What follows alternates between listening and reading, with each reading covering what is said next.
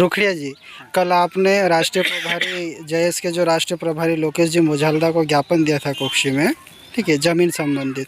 तो आपको क्या समस्या है? मेरे को यही समस्या है कि ये यहाँ अचानक आके ना चूना डाल दिया। अच्छा, मेरे को कोई सूचना भी नहीं दी, कोई नोटिस भी नहीं दिया। ठीक है। आपकी ज़मीन पे सीमा, आपकी ज़मीन पर लेआउट डाल के गए, तो आपको आपकी बिना अनुमति से डाला गया या आपकी अनुमति ली गई है डालने से पहले? बिना अनुमति से डाल गए।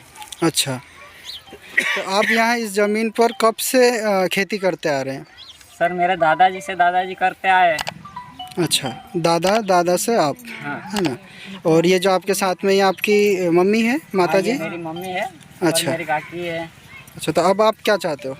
हम तो खेती दे देंगे तो हम जाएंगे कहाँ? हम तो अच्छा। मजबूर हो गए ना। अच्छा जी, आपने वार्तालाप में कहा था कि यहाँ पर एक हॉस्पिटल बना है, उप स्वास्थ्य केंद्र, तो वह भी आपकी ज़मीन पर बना हुआ हाँ।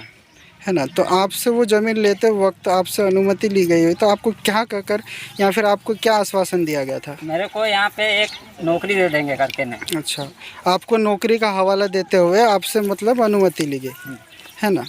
तो आप चाहते हो कि आप यही सोचते हो कि जिस प्रकार से वो ज़मीन छीन ली गई थी, उसी प्रकार से ये ज़मीन भी छीन ली जाएगी, ये आपको डर सता रहा है। हाँ। तो आप अभी वर्तमान में जो यहाँ पर आए राष्ट्रीय प्रभारी लोकेश जी मुझालदा से क्या चाहते हैं? मैं इनसे मदद चाहता हूँ कि मैं ये ज़मीन चले जाएगी तो मैं जाऊँगा कहाँ? मैं इतने परिवार को कैसा पोसूंगा? मैं तो मजबूर हो गया ना। अच्छा, और अगर ये आपसे ज़मीन छीन ली जाती है तो आप क्या करेंगे? क्या करें, मैं तो आत्महत्या करने के लिए तैयार हूँ। तो जयेश राष्ट्रीय प्रभारी जी, तो मेरे परिवार आप पूरे को इस पीड़ित परिवार इनके लिए कुछ कहेंगे? जी, कल इन्होंने ग्राम मालिक के रुखड़िया पिता हीरा मंडलोई और इनके 4 भाई आए थे और कल मुझे ज्ञापन दिया था और उसमें कहा था कि इनकी ज़मीन पर यहाँ के पुलिस कुक्षी के प्रशासन राजस्व विभाग ने यहाँ पर चूना डाला है। तो हम लोग आज यहाँ पर मौके पर देखने आए हैं और यहाँ पर पता कर रहे हैं कि क्या वास्तविकता है। तो आज हम यहाँ पर आकर देख रहे हैं कि इनकी छोटी छोटी जो ज़मीनें हैं, ज़मीन को यहाँ से ख़त्म करने के लिए इनसे बाद में पूछा भी गया और इनसे सारे डॉक्यूमेंट भी लिए। तो आप देख सकते हैं कि इन्होंने 1975 से लेकर अब तक की कुछ रसीदें मुझे बताई है कि इस भूमि के लिए ये अर्थदंड देते आए हैं।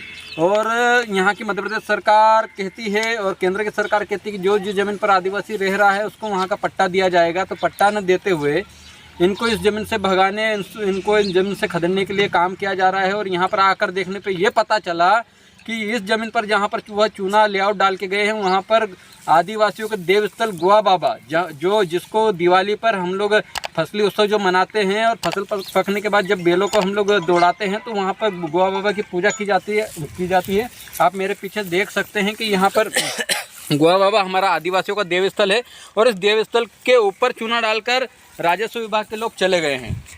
तो कहीं ना कहीं आदिवासियों के देवस्थलों का अपमान और आदिवासियों को ज़मीन को छीनने के लिए जिस तरीके से काम कुक्षी प्रशासन द्वारा किया जा रहा है, यह घोर निंदनीय है।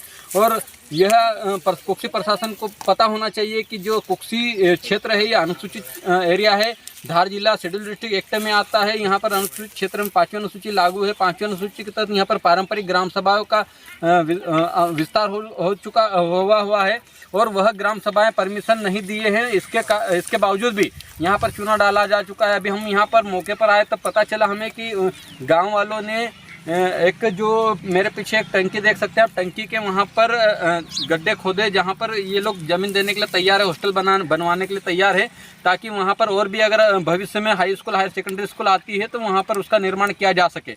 लेकिन कुक्षी का प्रशासन जबरन आदिवासी लोगों को परेशान करने के लिए, उनकी छोटी छोटी ज़मीनों को छीनने के लिए जिस तरीके से ये हरकतें की है घोर निंदनीय है। और देवस्थल का अपमान तो बहुत ही मैं बता नहीं सकता, इतना गुस्सा आ रहा है क्या बताऊं, क्योंकि देवस्थल का अपमान किसी ने भी नहीं किया। आदिवासी देवस्थलों पे इस तरह से चूना डाल के जाना, कुक्षी प्रशासन के लोगों को समझ में आना चाहिए कि वह कहां पर चूना डाल रहे हैं, किस जगह पर डाल रहे हैं, कहां पर किस आदिवासियों को जानने की बात कर रहे हैं।